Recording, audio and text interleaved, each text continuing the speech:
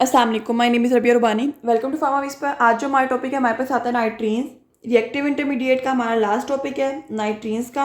हमने इससे पहले सारे डिस्कस कर लिए हैं, कार्बोकेटाइन, कार्बेनाइन, कार्बीन्स, बेंजाइंस और फ्री रेडिकल्स। ठीक है, लास्ट टॉपिक नाइट्रीन्स है, इंपॉर्टेंट है और आ जाता है मोस्टली। ठीक है, इसमें हमारे पास इसकी डेफिनेशन, इसकी जनरेशन, स्टेबिलिटी, स्ट्रक्चर, ये सारी चीज़ें इसमें इंपॉर्टेंट है।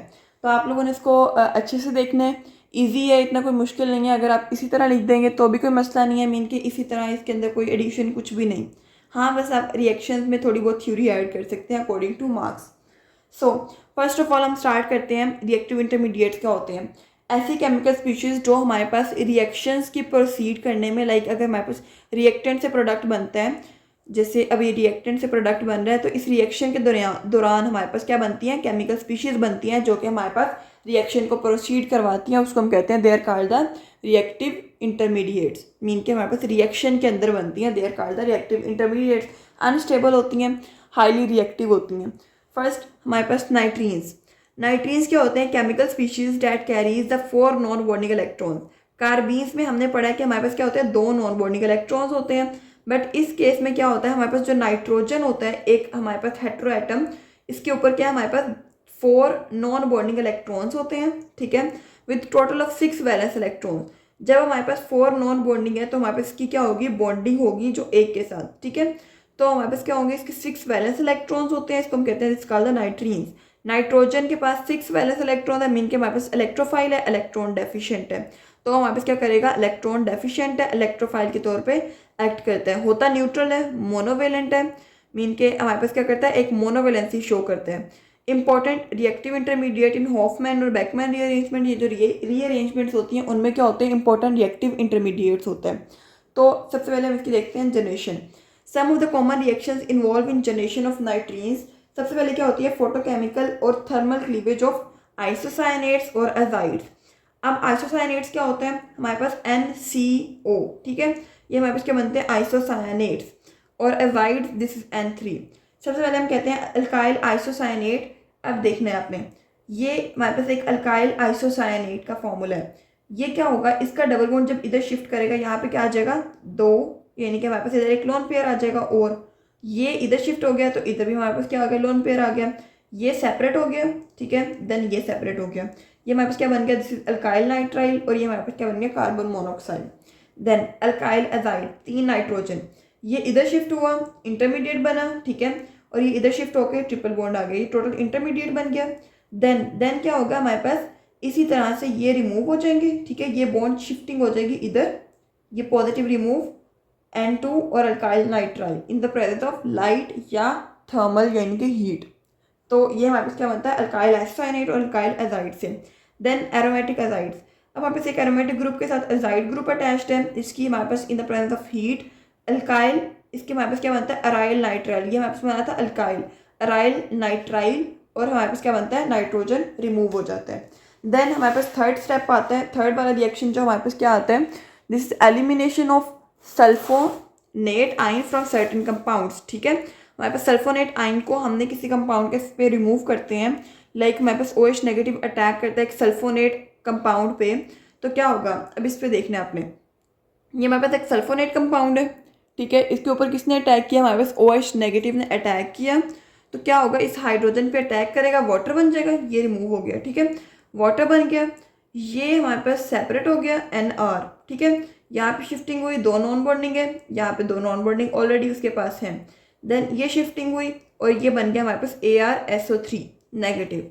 अराइल ग्रुप क्या होता है, हमारे पास अगर बेंजीन रिंग से एक हाइड्रोजन रिमूव कर दिया जाए तो हम कहते हैं दिस इज अराइल ग्रुप। तो ये हमारे पास क्या बन जाता है, अल्काइल नाइट्राइल। देन स्ट्रक्चर क्या होता है, स्ट्रक्चर डिफरेंट होता है। नाइट्रीन्स की 2 टाइप्स होती है, एक सिंगलेट नाइट्रीन्स और एक होता है ट्रिपलेट नाइट्रीन्स। इनकी जो होती हैं, इनकी डिफरेंट स्ट्रक्चर्स इन दोनों के डिफरेंट होते हैं। सिंगलेट जो होते हैं दे आर डायमैग्नेटिक। ये ना हमारे पास जो हमने कार्बीन्स पढ़े हैं ना, सेम वैसे ही हैं। तो इसकी सिंगलेट की क्या होती है, लीनियर ज्योमेट्री होती है और डेरिवेटिव होता है ट्राइगोनल प्लेनर के। MOT और VBT मीन के मॉलिक्यूलर ऑर्बिटल थ्योरी या वैलेंस बॉन्ड थ्योरी के मुताबिक नाइट्रोजन जो होता है sp2 हाइब्रिडाइज्ड होता है और 120 डिग्री इसका क्या होता है, हमारे पास एंगल होता है। ठीक है, 3 हाइब्रिड ऑर्बिटल्स होते हैं जो कि हमारे पास sp2 हाइब्रिडाइज्ड होते हैं। देन एक हाफ फिल्ड हाइब्रिड ऑर्बिटल होता है जो कि बॉन्डिंग में इन्वॉल्व होता है, ठीक है, कार्बन के साथ, जबकि सेकंड और थर्ड जो होते हैं उसके ऊपर लोन पेयर होते हैं। मीन के 3 हाइब्रिडाइज्ड ऑर्बिटल्स होते हैं, उसमें हमारे पास क्या होता है, एक हाफ फील्ड होता है और 2 हमारे हाफ फील्ड जो होता है बॉन्डिंग में होता है, और 2 हमारे पास क्या होते हैं, हमारे पास इसमें जो क्या कहते हैं लोन पेयर होते हैं, ठीक है, 2 के पास लोन पेयर्स होते हैं, इस तरह होता है ना, और एक हमारे पास बॉन्डिंग होती है। पीजी जो होता है एम्प्टी होता है, परपेंडिकुलर होता है। ये ऑब्वियस सी बात है, हमारे पास क्या है, जब हमारे पास इन दोनों में होगा, लाइक हमारे पास 2 बॉन्डिंग में इन्वॉल्व है, एक बॉन्डिंग में इन्वॉल्व है, 2 के ऊपर लोन पेयर है, तो एक हमारे पास क्या होगा, एम्प्टी है। ये इसका स्ट्रक्चर आ जाता है कि हमारे पास पीसी है, दिस इज एम्प्टी, और ये हमारे पास क्या है, लोन पेयर कंटेन कर रहे हैं, ठीक है, और एक हमारे पास किस में है, बॉन्डिंग में है। देन ट्रिपलेट नाइट्रीन्स पैरामैग्नेटिक होता है, इसका भी इसकी ज्योमेट्री भी क्या होती है, लीनियर होती है। एसपी हाइब्रिडाइज होता है, 180 डिग्री होता है। इसमें क्या होता है, जी एक्सिस में क्या होता है, अलोंग द जी एक्सिस एक हाइब्रिड ऑर्बिटल होता है जो कि हमारे पास बॉन्डिंग में होता है इन्वॉल्व, जबकि सेकंड जो होता है उसके अंदर एक में लोन पेयर होता है, बाकी 2 में क्या होता है, हमारे पास अनपेयर्ड इलेक्ट्रॉन्स होते हैं। इस तरह से इसकी ज्योमेट्री आ जाती है, आपने ये याद रखना है, ठीक है।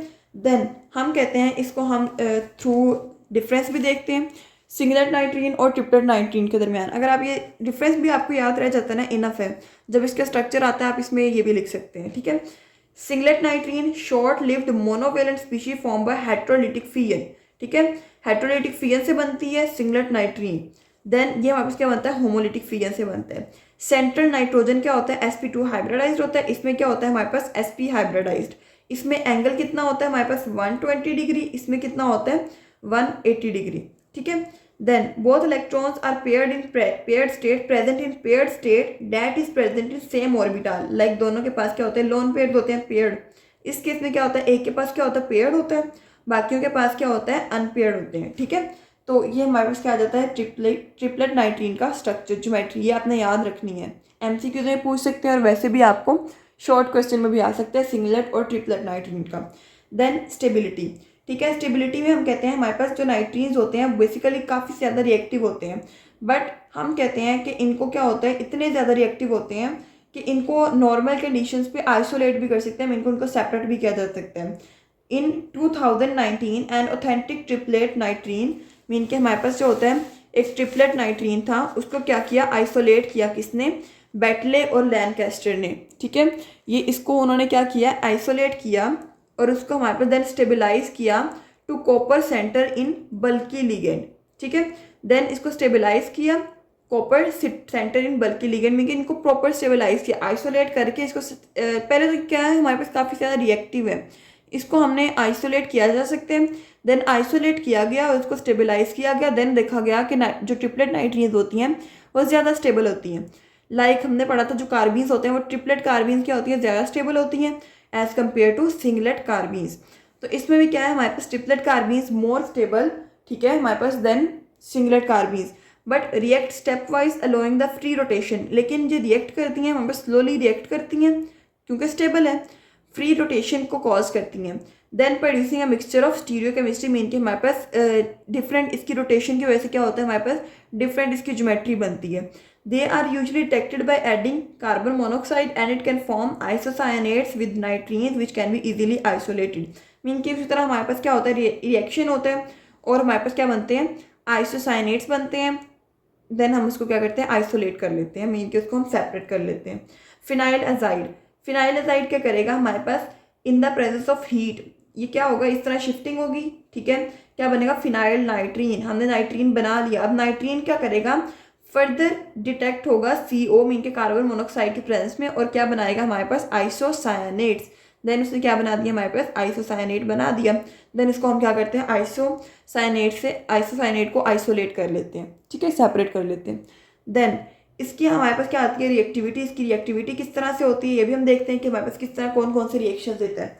सबसे पहले क्या होता है, हमारे पास एडिशन रिएक्शन होता है इसका। हमारे पास alkyl nitrene in the presence of ethane. अब क्या होगा, हमारे पास alkyl nitrene in the presence of ethane किस तरह से रिएक्शन देगा। अभी आपने देखा 2 कार्बन है ना, 2 कार्बन, ये एक कार्बन, ये एक कार्बन, यहाँ पे H2, दिस इज H2, ठीक है। तो ये हमारे पास क्या बन गया, ये अटैच हुआ और उसके साथ हमारे पास क्या बन गया, एक इस तरह से स्ट्रक्चर N और R लग गया। इसको हम कहते हैं दिस इज इथाइल इमीन्स, इमाइंस, ठीक है, ये अमाइंस नहीं है, दिस इज इमाइंस। देन इसको हम एजरीडीन्स कहते हैं, ठीक है।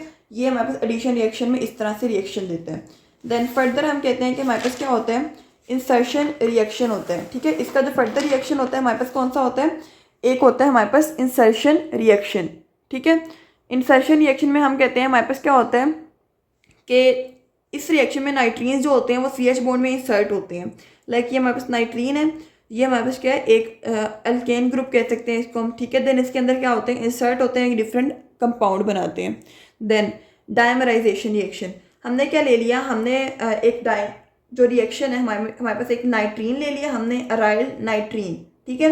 ये क्या करेगा, फर्दर हमारे पास इसमें क्या होगा, डायमराइजेशन होगी, मीन कि हमारे पास क्या होगा, ये ओपन अप होगा और इस तरह से हमारे पास डाइमर्स बना देगा। देन हमारे पास आता है रीअरेंजमेंट रिएक्शन। इसमें क्या होता है, हमारे पास जो नाइट्रीन्स होते हैं, लाइक ये हमारे पास क्या एक नाइट्रीन है, ये क्या करेगा, हमारे पास रीअरेंजमेंट होगी हमारे पास within a molecule, same molecule के अंदर क्या होगी, रीअरेंजमेंट होगी और इस तरह से ये हाइड्रोजन की शिफ्टिंग होगी इधर और इस तरह से NH बनेगा और डबल बॉन्ड आएगा और ये हमारे पास क्या बनेगा, नेक्स्ट फर्दर मॉलिक्यूल बन जाएगा which is a stable product. Then hydrogen की एब्स्ट्रैक्शन, जो नाइट्रीन होगा वो हमारे पास क्या करेगा, हाइड्रोजन को एब्स्ट्रैक्ट करेगा।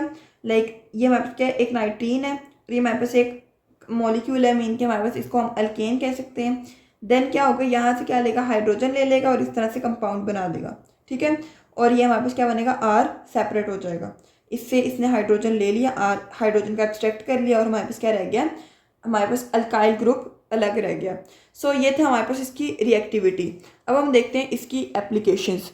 इसकी जो एप्लीकेशंस हैं वो हमारे पास किधर किधर होती हैं, इसको आपने देख लेना है, ठीक है, कि हमारे पास जो नाइट्रीन्स है वो ये कहाँ कहाँ यूज़ होते हैं। फर्स्ट लोकल एनेस्थेटिक्स, मीन के हमारे पास नाइट्रोजन जो होता है उसका हमारे पास क्या होता है, लोकल एनेस्थेटिक में यूज़ होता है। एनेस्थीसिया जो दिया जाता है हमारे पास बेहोशी ऑपरेशन के दौरान, उसको हम कहते हैं, उसमें हमारे पास नाइट्रीन्स का यूज़ होता है उसको बनाने में।